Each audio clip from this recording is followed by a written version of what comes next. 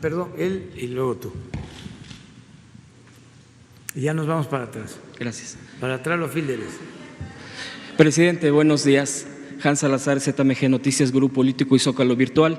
Preguntarle en este marco de lo que comenta de su viaje el día de mañana, y ya ha comentado muy bien de los migrantes, pero ¿qué les dice? Porque ellos están en redes sociales, incluso ya mencionando que se van a dirigir hacia Washington, de varios estados, y lo han estado ya mencionando desde que van desde Texas, que ya desde Carolina del Norte, Nueva York, seguramente varios ya están en camino, dependiendo la distancia que hagan a Washington. Usted ya ha sido muy claro al respecto, pero quieren estar presente en Washington, por lo menos cerca de donde va a estar usted. ¿Qué mensaje previo les diría a ellos, a estos paisanos que están en Estados Unidos y que por lo menos lo quisieran ver de lejos pasar? Es un sentimiento que seguramente les embarga mucho a ellos. ¿Qué les diría, presidente? Primeramente sería mi pregunta. Bueno, pues que yo les agradezco mucho por sus manifestaciones de solidaridad, de apoyo. Es un afecto recíproco. Es lo que decía José Martí, amor con amor se paga. Nos identificamos muy bien cuando estaba la situación más difícil para ellos. Yo fui a Estados Unidos, visité varias ciudades, fui a expresar mi apoyo a nuestros paisanos. Luego, pues las votaciones, así como ganamos en México con el mismo margen, yo creo que hasta con más ventaja ganamos en Estados Unidos con los votos de los mexicanos.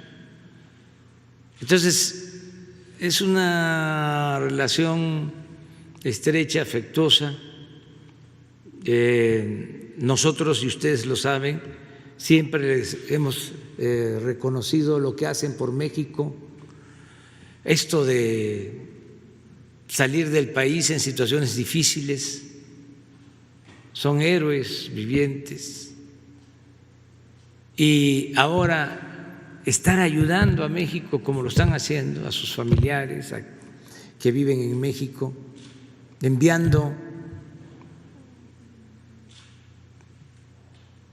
3,000, 4,000 millones de dólares por mes.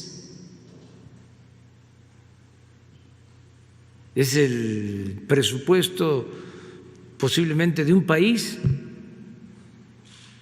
lo que ellos aportan. Entonces, es muy entrañable nuestra relación.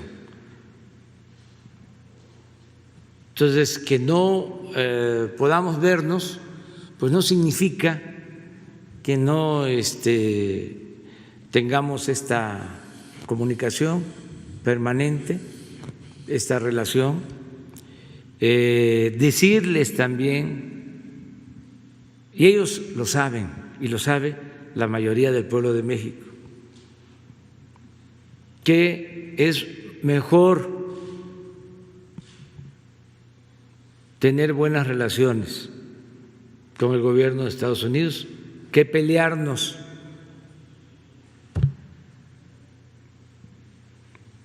Para eso es la política, para evitar la confrontación. Muchos quisieran de que nos peleáramos, apostaban a eso, pero la gente, el pueblo que es sabio, sabe que eso no nos conviene. ¿Cómo pelearnos con nuestro vecino?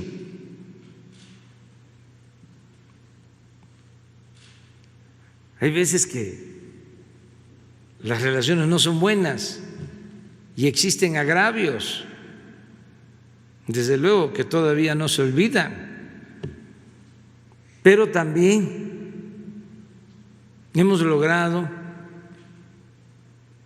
una relación a partir del respeto, de la economía, del comercio, de la cultura, de la amistad, de nuestra historia.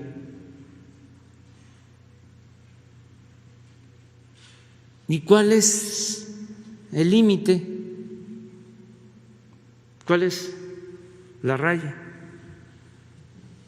El respeto a nuestra soberanía, así como nosotros debemos de respetar la soberanía de Estados Unidos, nosotros tenemos que cuidar que no se viole nuestra soberanía, que no se vulnere nuestra soberanía. Y eso ha quedado a salvo siempre, porque es una cuestión de principios. Entonces, por eso voy con la frente en alto a representar a un gran pueblo. Entonces, vamos a estar allá. Yo les pediría también, si se puede, pero esto es voluntario, que no se muevan mucho, que no haya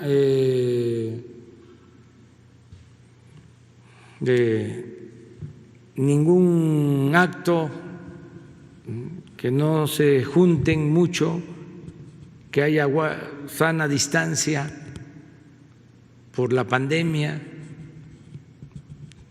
que nos cuidemos, que no se alteren los protocolos, aunque son otros allá, pero yo creo que es universal el que debemos cuidarnos manteniendo una sana distancia. Entonces, pedirles eso. Además, decirles que afortunadamente existen las redes sociales, las benditas redes sociales, y que ahí se va a dar a conocer lo que tratemos, lo que voy a exponer, se va a dar a conocer, como también lo que dé a conocer el presidente Donald Trump, que es el anfitrión, y él con toda libertad va a expresarse, como nosotros también. Segundo punto, presidente. Mire, a partir de que usted ha mencionado que va a estar al pendiente, al tanto de la próxima elección del año que viene, respecto a, como ciudadano, denunciar algún acto de fraude, y bueno, pues además de que ya hay un castigo más severo, o un castigo severo ahora sí, al respecto, pues hay obviamente pues el contrapeso, la oposición, en este caso el PAN concretamente, a través de su presidente, ha mencionado que usted que se ha referido de esta manera, de que va a actuar como ciudadano y va a denunciar, pues el PAN dice que esto es tan grave como la destrucción de las leyes e instituciones, porque este gobierno, lo leo textual, estoy leyendo textual un tuit del líder del PAN, este gobierno ha realizado más de 40 cambios que lesionan al Estado de Derecho, los derechos humanos, o debilitan las instituciones. Ahora tienen en la mira al INE por esta situación. Y el otro punto que yo quisiera saber su respuesta al respecto, y el otro punto es un poco más delicado, que tiene que ver con lo que se ha expresado a través de las redes por parte de pues ya un líder ultraconservador, ultraderechista de un grupo llamado Frena, en donde ya hay menciones, hay imágenes que ya presenta con respecto a atentar contra usted, contra su persona.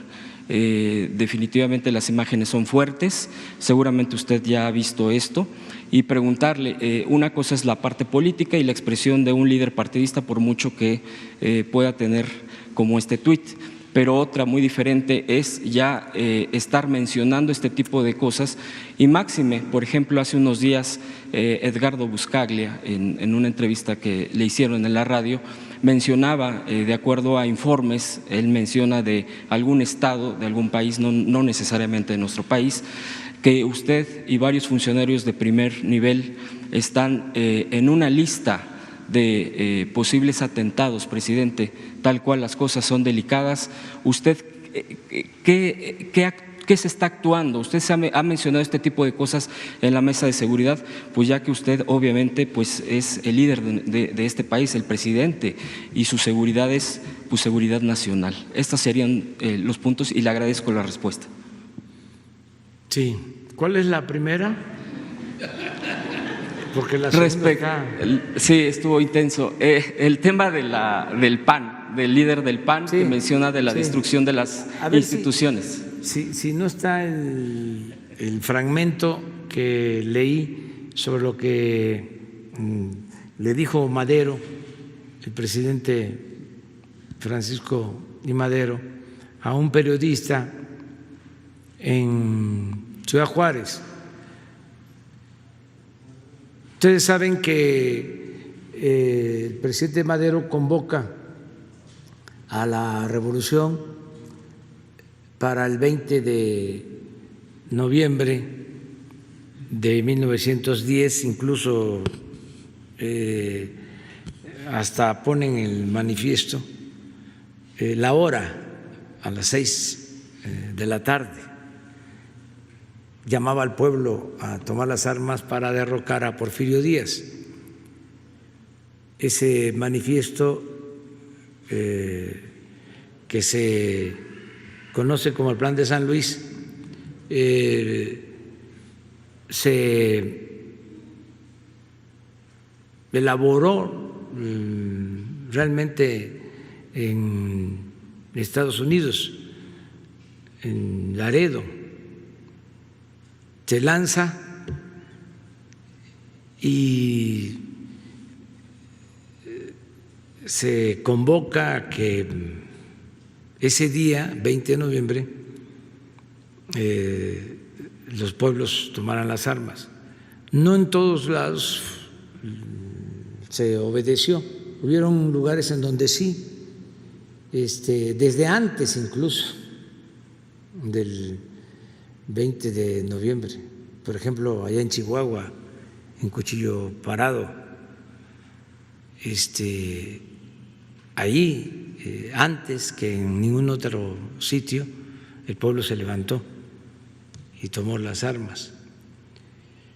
Y lo que fue definitivo fue la batalla, la lucha armada en Ciudad Juárez. La batalla de Juárez es histórica porque es la que define ya el triunfo de la revolución. En muy poco tiempo, el 20 de noviembre se convoca la revolución y ya en junio Porfirio Díaz se va al exilio, 6 meses y solo una batalla importante, no hubo muchas pérdidas de vidas humanas y ya cuando se logra el plan de Ciudad Juárez,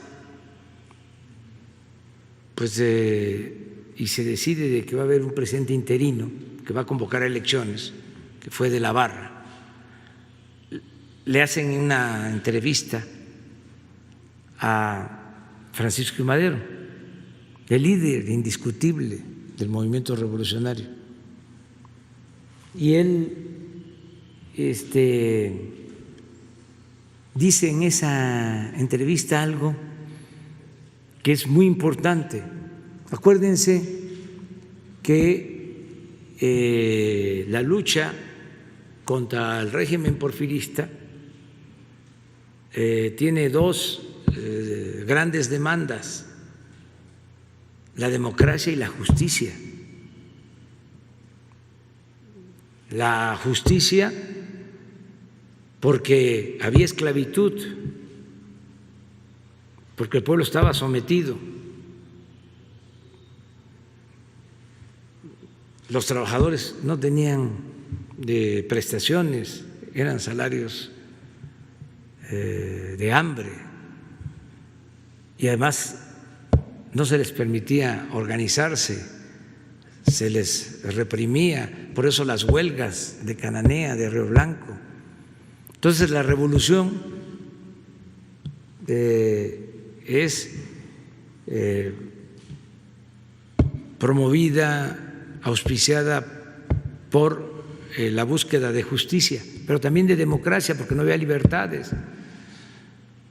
Porfirio Díaz llega a la presidencia en 1876 con la bandera de la no reelección y se queda hasta 1911, 34 años. Entonces, Francisco I. Madero, sin dejar de tomar en cuenta la importancia de la justicia, en el artículo 3 del Plan de San Luis habla de la entrega de la tierra a los campesinos, por ejemplo, y por eso luego se le reprocha de que no se había cumplido con ese compromiso.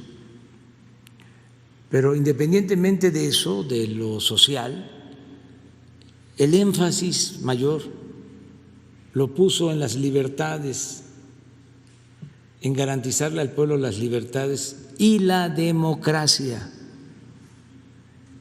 Entonces, en esa entrevista él habla de lo que haría al llegar a la presidencia. No sé si ya tienen el fragmento.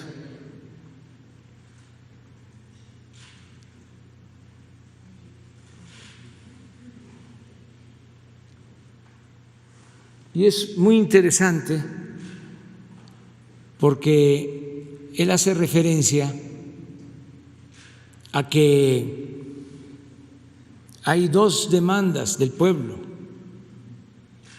la no reelección y el sufragio efectivo.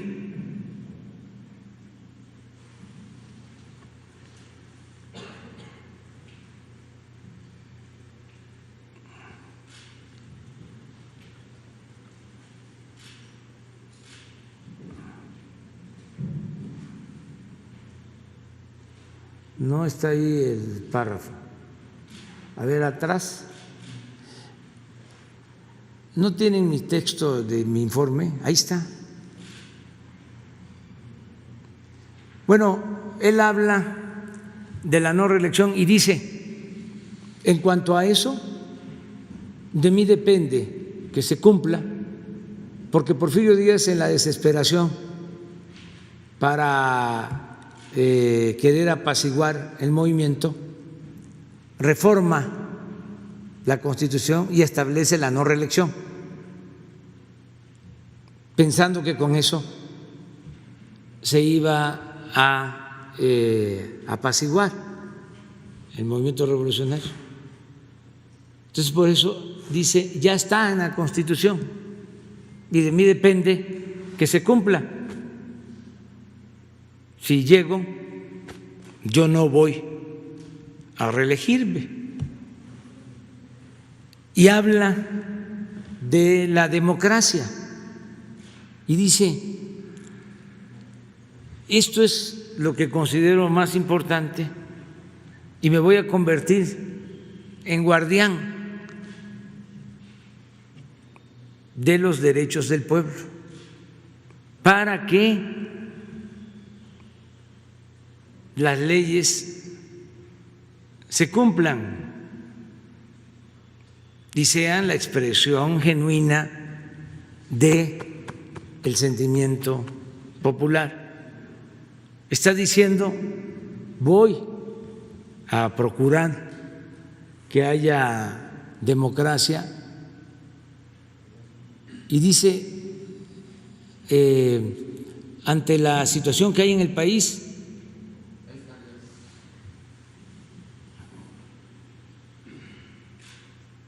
dice, al subir yo al poder, voy encarnando dos principios, uno de ellos sancionado ya por la Constitución, por lo que les decía, ya estaba en la Constitución la no reelección. Porfirio Díaz ya lo había hecho. Y que de mí depende que se cumpla, y que es el de la no reelección. Otro, el sufragio efectivo.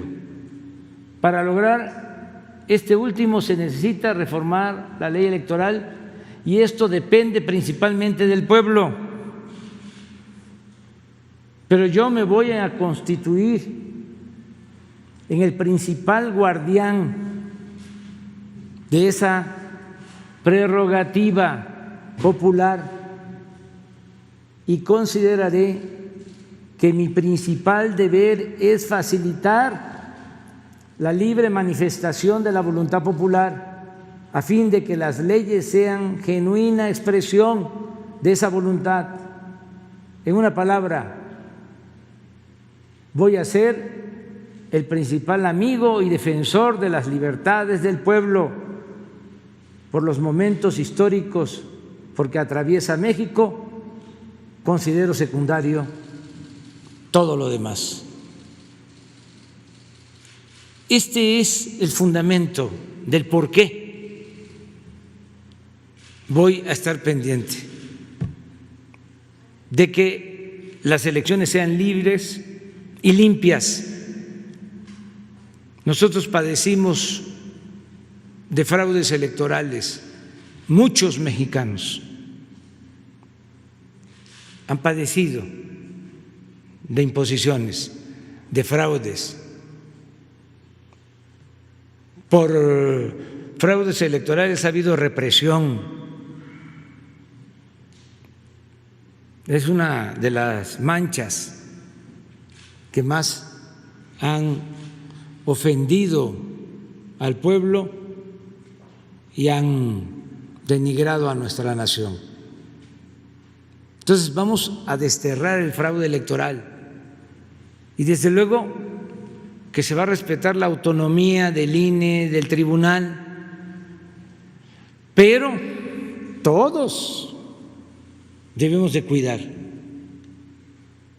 que las elecciones sean limpias y sean libres, que no haya utilización del dinero del presupuesto, que es dinero de todos, para favorecer a ningún partido, a ningún candidato, que no se repartan dádivas, despensas, frijol con gorgojo, que no se rellenen las urnas, el llamado embarazo de urnas, que no se vote más de una vez, el llamado ratón loco, que no voten los finados como era antes, que no se falsifiquen las actas, que las autoridades electorales actúen como verdaderos jueces, imparciales. Todo eso lo tenemos que cuidar y que también se aplique la ley, porque ahora es delito grave el fraude electoral. Que nadie se enoje porque vamos a estar pendientes de que no haya fraude y que todo mundo pueda denunciarlo y manifestarlo, y que se cuide sobre todo el uso del dinero en campañas por todo lo que ya sabemos. Bueno, esto que estábamos hablando de Odebrecht y Pemex y Lozoya, que las grandes corporaciones económicas, financieras, no intervengan, que los medios de información, en particular la televisión, ya no actúe como lo hacía antes, que haya equidad, piso parejo para todos y que se respete el voto ciudadano. Sobre el otro tema que planteaste, no voy a comentar mucho, solo decir que tengo mi conciencia tranquila y que no odio y que invito a todos a que se serenen, que no tenemos nosotros enemigos, tenemos adversarios, que no queremos darle a nadie el trato que a nosotros nos dieron. No nos veían como adversarios a vencer, sino como enemigos a destruir. Así nos trataban. Nosotros no vamos a actuar de esa forma. Además, no utilizar la violencia. Por eso abrimos más los espacios de participación democrática con la revocación del mandato. Vienen elecciones en un año. Se van a renovar gobernaturas, la Cámara de Diputados. Ahí tienen oportunidad de expresarse, de manifestarse de manera pacífica. Antes de eso, se garantiza el derecho a disentir. Lo dije también en mi informe. Desde el presidente Madero, ningún presidente había padecido de tantos insultos como el presidente actual de México, y la respuesta ha sido la tolerancia, la no censura. No se amenaza a nadie, no se persigue a nadie. Entonces, hay libertades plenas y tenemos que hacer valer la democracia en un año y luego en menos tiempo, en marzo del 22, se va a llevar a cabo la revocación del mandato. Se le va a preguntar a la gente: ¿quieres que continúe o que renuncie el presidente de la República? Y la gente va a decidir. Y si la gente dice que renuncie, hasta ahí llegamos, porque el pueblo pone y el pueblo quita, pero que lo hagamos ejerciendo a plenitud nuestras libertades sin violencia y en forma democrática.